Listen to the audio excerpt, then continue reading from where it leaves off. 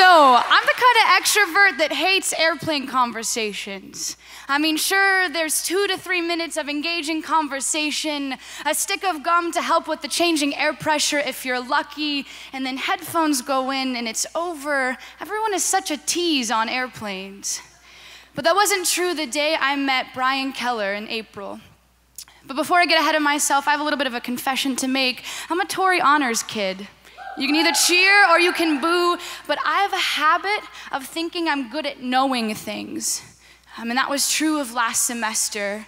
Our theme last semester was on knowing God. And if that's not daunting, I don't know what is.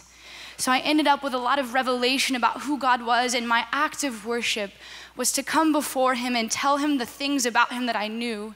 And that's when it changed the things I believed about myself and the things I believed about the people around me. And it was beautiful. But soon that grew stale. I got so caught up in what I could know that I forgot that I was supposed to feel it too. And so I went before the Lord and I asked God, what does this mean for me? What do you have for me? And he said, Megan, give of yourself. Okay, I don't have anything to give God, or at least I don't feel like it. And he repeated, Megan, give of yourself. You're right about one thing. You know a thing or two about me, who I am, what I've done. Give of your knowledge of me. Give of your story. Give of your experience. Give of yourself to someone who does not know. I said, God, I've never told anyone about you who I wasn't friends with first. He said, Megan, give of yourself. I said, okay, God. Let's redeem the spaces of airplane conversations. Last April, I flew home to visit my parents in Tucson, Arizona. So if you think it's been hot the past few days, you're a liar.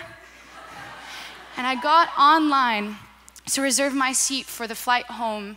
And for whatever reason, there was the option to remain in the seat I was already sitting in or to move to a different one. So I said, God, help me give of myself.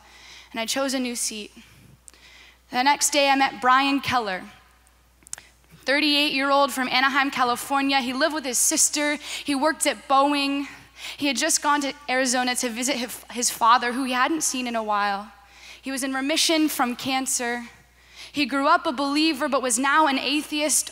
And I did the only thing I knew how to do. I gave of myself. I gave of my knowledge of God. I gave of my experience and my story, and it was good. He landed on this mantra of everything just happens for a reason. Me being the Tory kid I am, I'm like, okay, what's your reason? Huh? And he's like, wait, what? And I was like, if you think everything happens for a reason, what's your reason? God?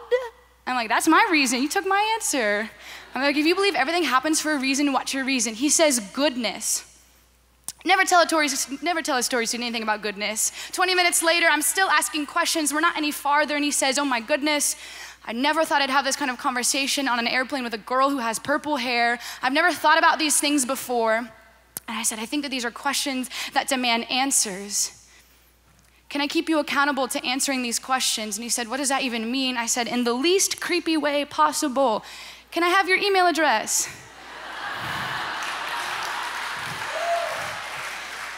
He handed me his business card and said, sure. We spent the rest of our time talking about the things we had in common that we never thought we would. And I started to mention, you know, originally I was supposed to sit 7 seats behind you. But I got on last night and I prayed that God would put me by someone who needed to hear from him. So there it is. He looks up, he's like, that's odd. I wasn't supposed to sit here either.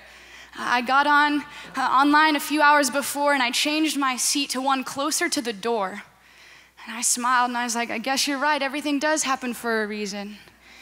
And what I learned in that moment was that sometimes the best thing we can do with the knowledge we have about God is give it to someone who has never experienced it. Because that's where we see the power. When that knowledge moves one person one step from unbelief to belief, we see the power that it has, and it reminds us of the power that it has. We're at Biola, we talk a lot about heaven. Heaven's gonna be great. You get to pray and worship all the time, but the one thing that you get to do on this earth that you can't do in heaven, evangelize to people.